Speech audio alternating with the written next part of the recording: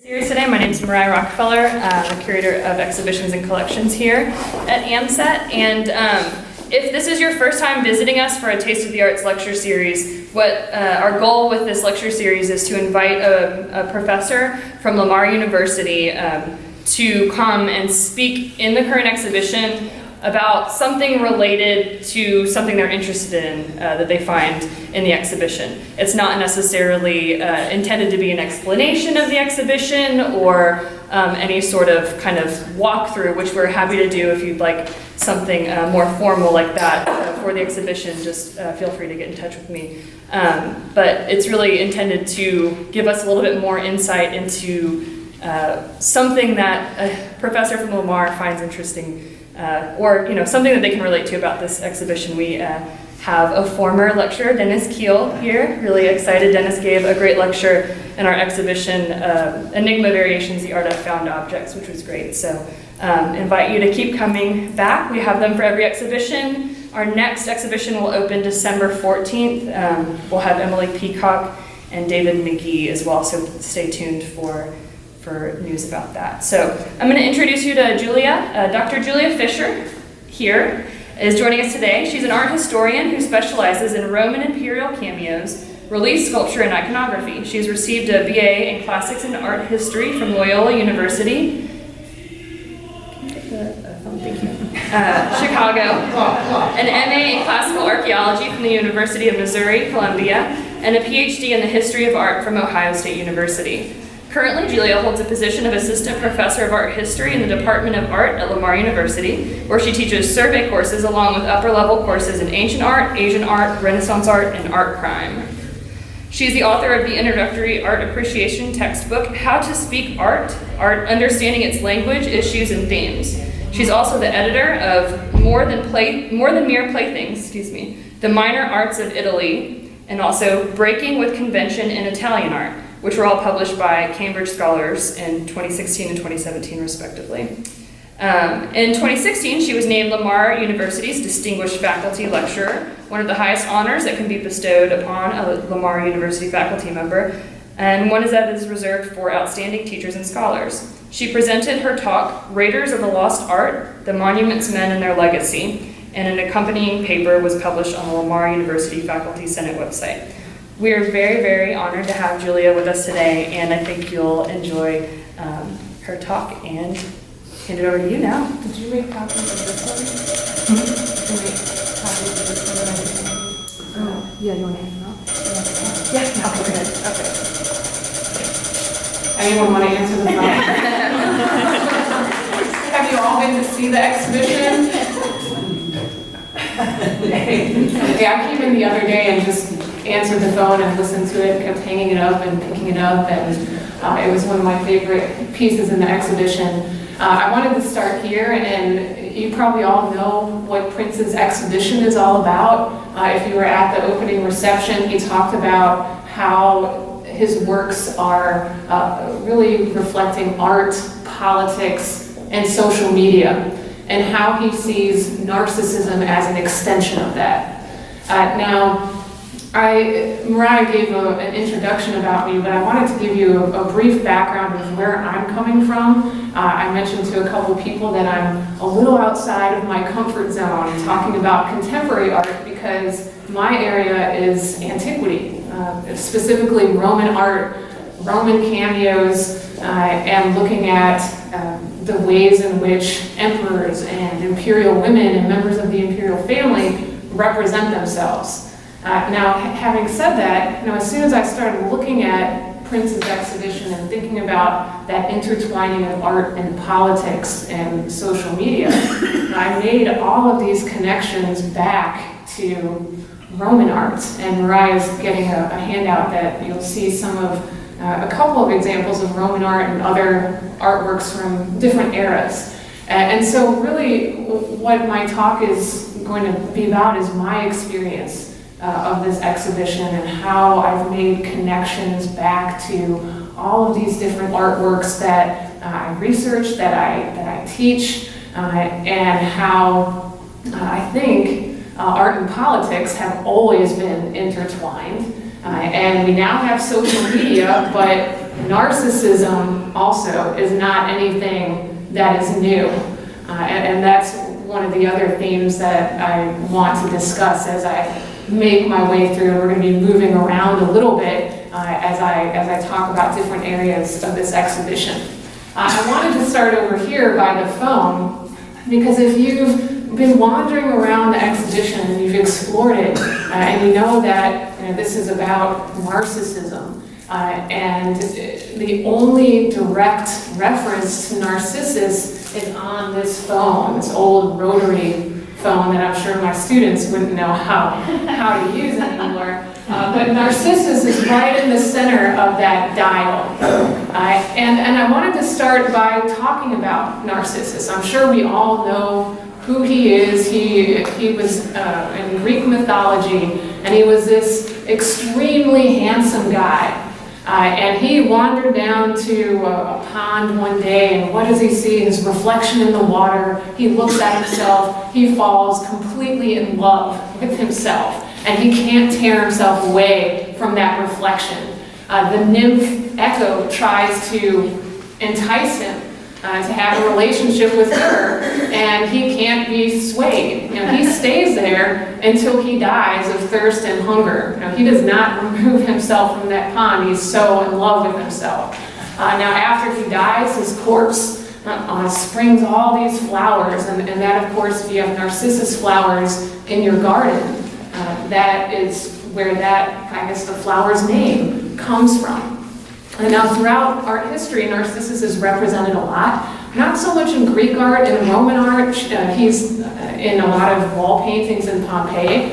And actually, this past Valentine's Day, 2019, the excavators, some archaeologists at Pompeii announced that they had found another wall painting of Narcissus. So I guess it's appropriate on Valentine's Day to show this new discovery of a guy who was in love with himself.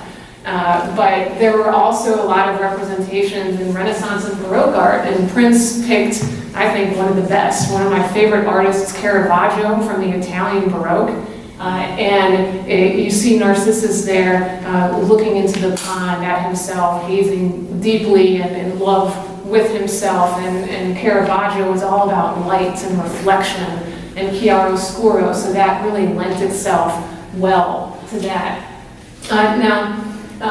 If you pick up that phone, you get a sense of narcissistic behavior, because I'm sure we all have family members or friends who you call them and it's just yap, yap, yap, yap, yap, yap, and you can't get a word in edgewise. And so picking up that phone was definitely something that I think most of us can relate to. So that's how I first came to this exhibition, thinking about Narcissus and that phone. I want to move now to this next wall, and like I said, I'm going to be moving around a lot just to point out some things in this exhibition. This wall right here. Yeah, and a great point over at that wall as well.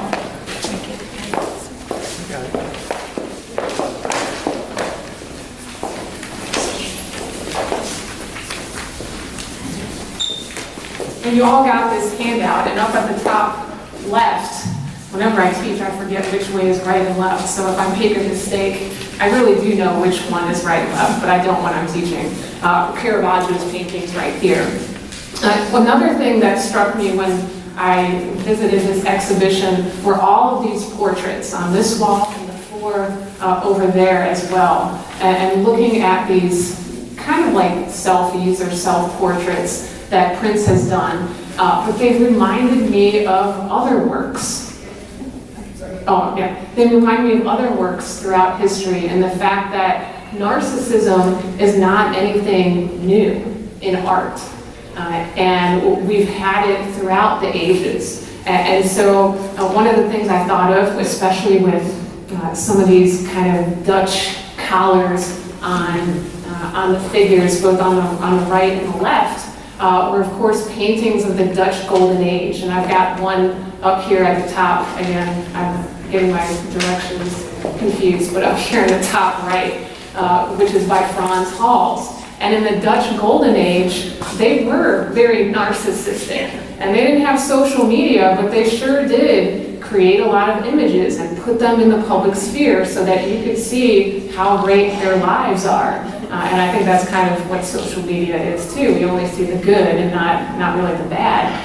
But during the Baroque period in Holland, they were all about commissioning works that represented themselves. They had this new money, a lot of capitalism. And with the extra money, they were buying portraits of themselves and landscapes of the Dutch countryside and cityscapes of their towns, and really trying to decorate their houses and their town halls with these kinds of paintings. So they don't have the feed, the Facebook feed, or I'm not on social media anymore, which I was telling some people, so I've got some thoughts on that a little bit later on. But you don't have the Instagram feed or anything like that, but you make your way around these Dutch towns and you would definitely see these paintings and get a sense of what they think of themselves and how they want to be represented as these wealthy, powerful people in the 17th century.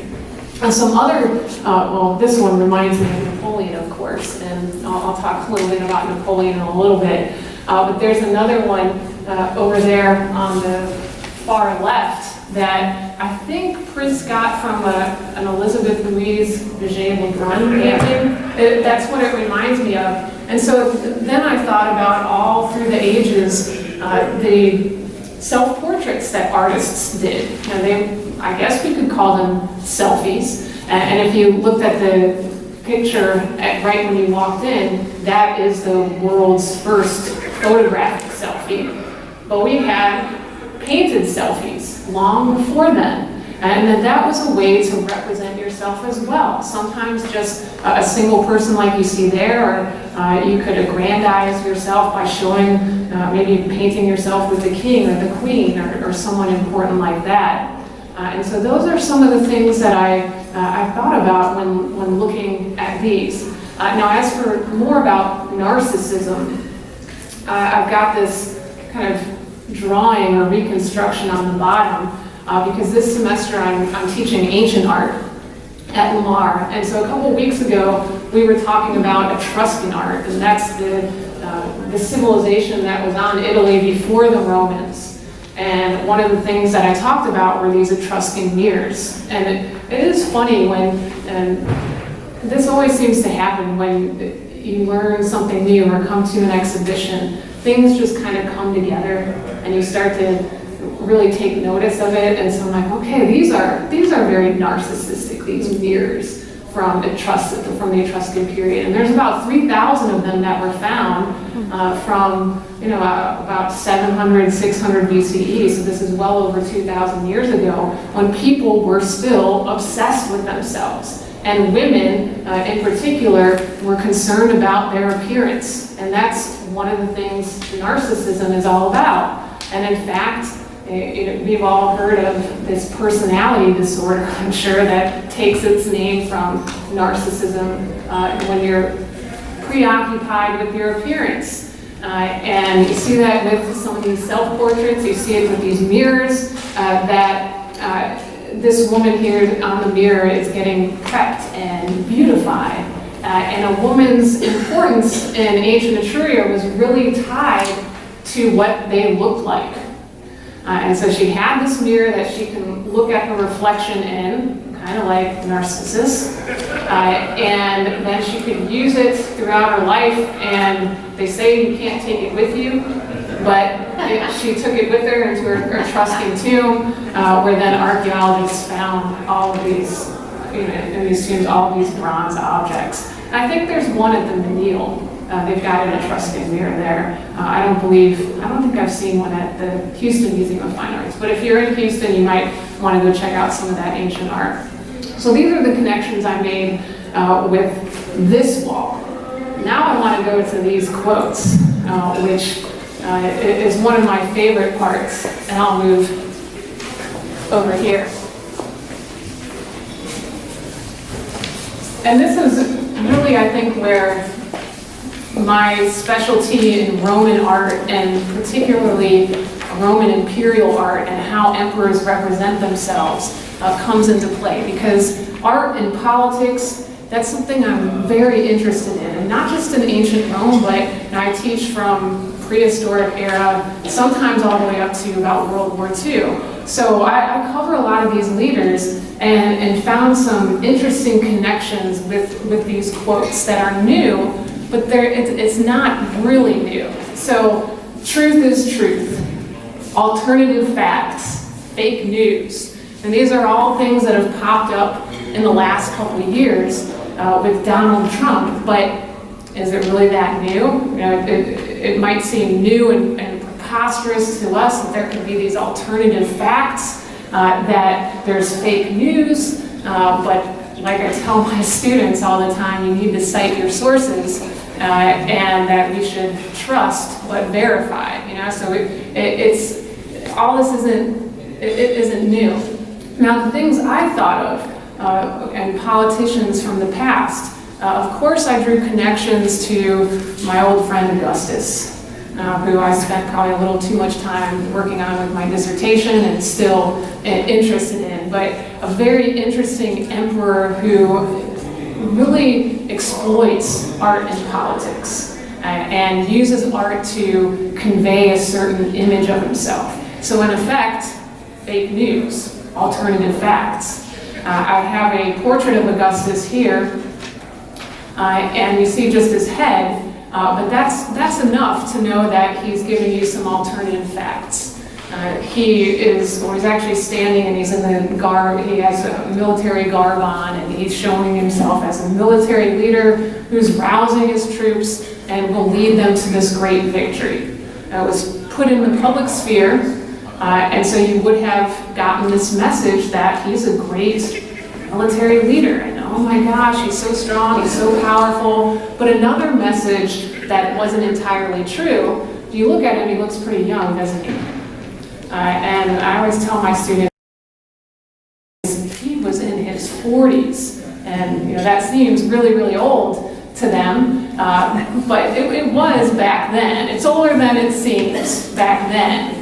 And so he looks like he's very young and in great shape. He's actually got this body of an athlete. But if you look at his face, it's highly idealized, no wrinkles, no bags under his eyes, no sagging skin, no baldness. He doesn't have a paunch in his belly.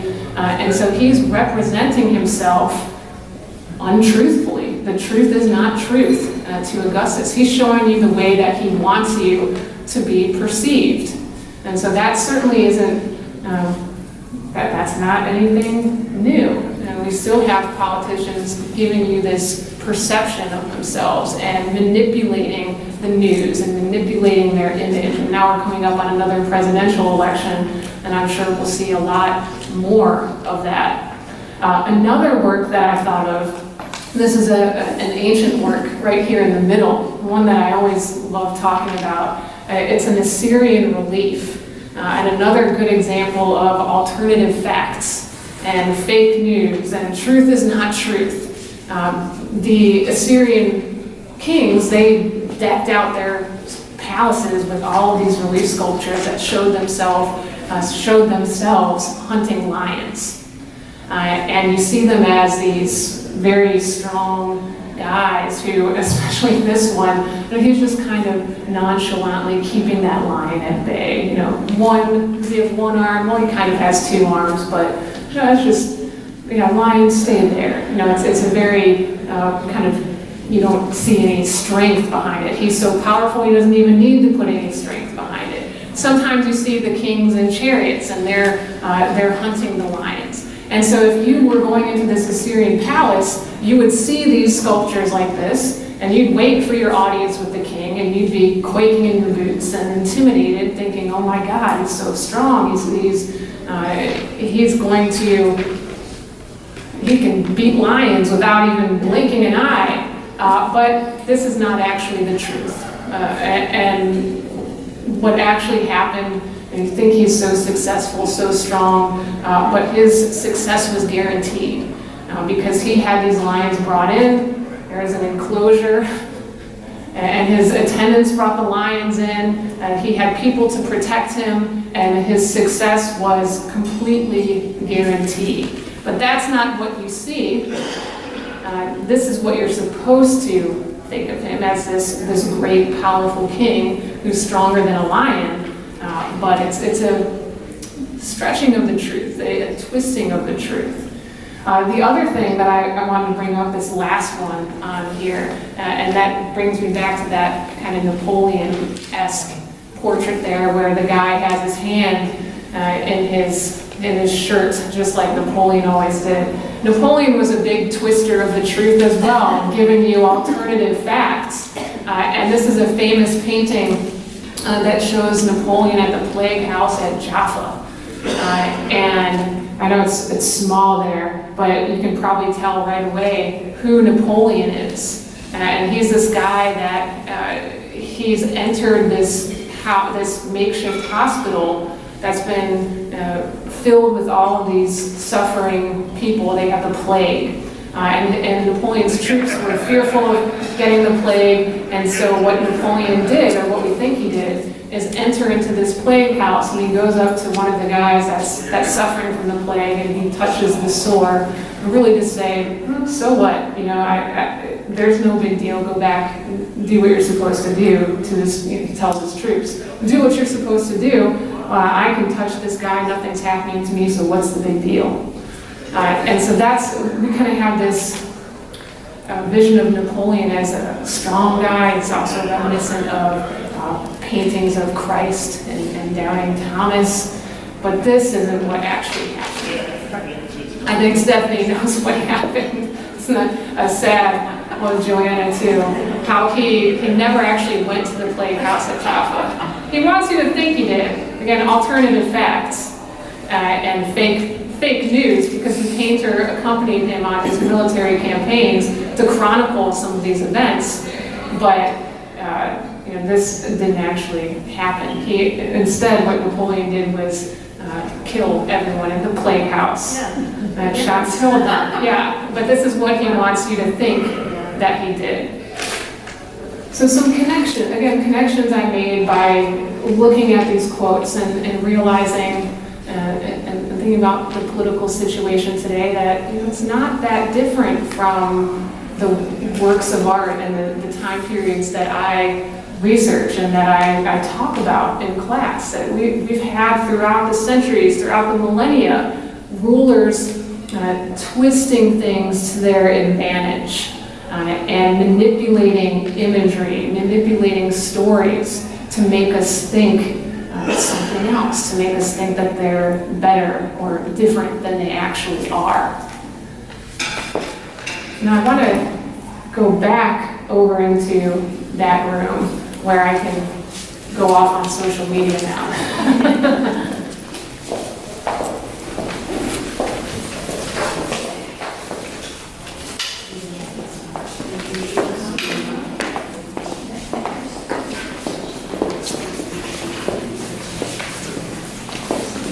I think this is a good place to end it as well, in front of the neon lights of social media as the opiate of the masses. And you all probably know about the Marx quote that Prince is using, that religion is the opiate of the masses. And I remember learning this way back in high school. I went to a Jesuit high school, and we had a philosophy class when I think I was a junior, and learned all of these different, including Marx and all these different philosophies, and that this quote always stuck with me. Religion is the opiate of the masses. What does it do? It soothes everyone. It makes you, get through the drudgery of everyday life and all the bad things that can happen in life, because you have this promise of everlasting life and heaven after your death. And so religion is the crutch, the opiate. It's what's getting us through the day. And what Prince has done is replaced religion with social media. And I think we're living in a day that's much less religious, although I don't know, Texas is still pretty religious. But social media, I think for a lot of people, has replaced religion. And it does soothe us. It's also addictive, and it validates our existence, maybe like religion used to do. And I think people, they're like this exhibition says, we're all narcissistic. We're all a little bit self-absorbed, and I think things get a little bit out of control with social media, and we try to constantly validate our existence and get affirmation and get those likes and get those comments so that we then feel better about ourselves. It's an opiate, and it gets us through the day, know that we matter, and we have some kind of meaning in this world. I don't remember what I was going to say next, but I guess that's a good point to stop and see if there are any questions, comments from anyone.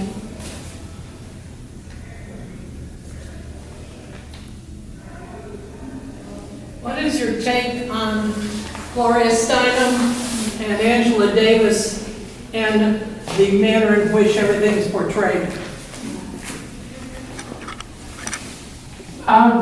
Well, it's kind of, if I look at it and again try to connect it back to antiquity and other works of art, immediately I kind of think of those Greek Aphrodite sculptures where they're bathing and they've got a hand above their head. I also kind of think of a little bit later on, of course in the 20th century, I think of Picasso's La Demoiselle d'Avignon, with those figures that have a similar pose, but that these women both have these strong expressions and almost looks like they've got their fists raised in the air. So, I mean, what I think is, you're seeing these strong women and maybe taking some cues from the past, but changing it up, having that fist, having that different facial expression. Those are just some of my immediate thoughts on it.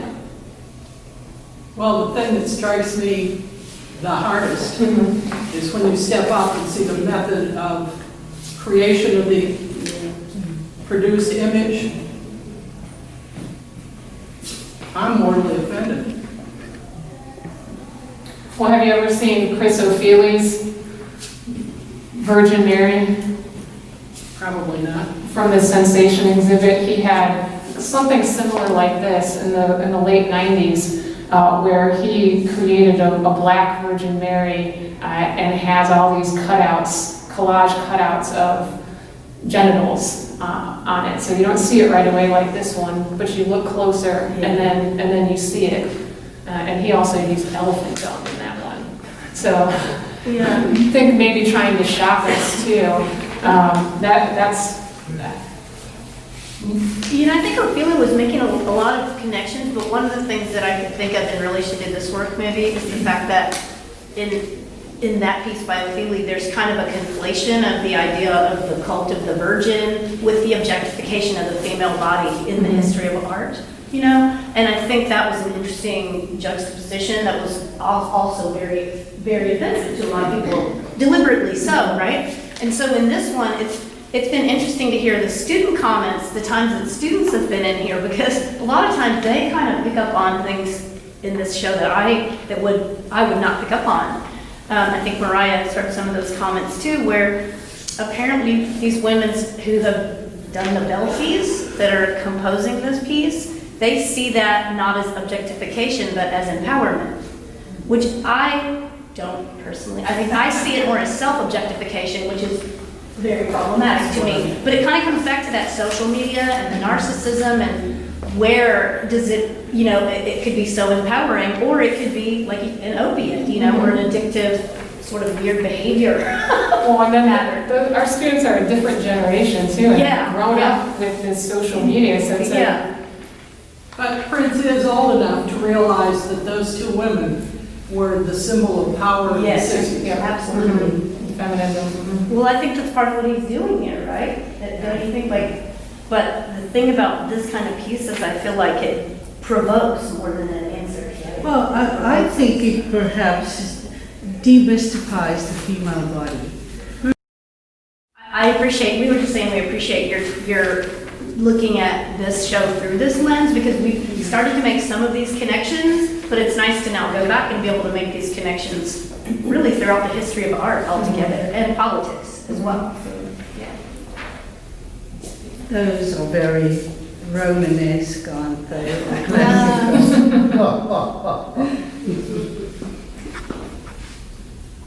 Are there any more questions? If you have any questions about the show specifically, I'll be here to answer anything. We also have a gallery guide at the front as you exit with a great essay by Raphael Rubenstein. Yeah. But I do encourage you, if you haven't spent time with the show, to do that. And we are going to be meeting for lunch, if you'd like to join us, to kind of continue the discussion a little bit more casually in the cafe. If it's crowded in there, we'll move to the library. They have a buffet today. It's, I think, $14.02 with tax. So if you'd like to join us, please do, and we'll continue the discussion. I just want to thank you very much. This has really been enlightening. I feel like it's going to spur some additional conversations. So thank you. Thank you. Thank you.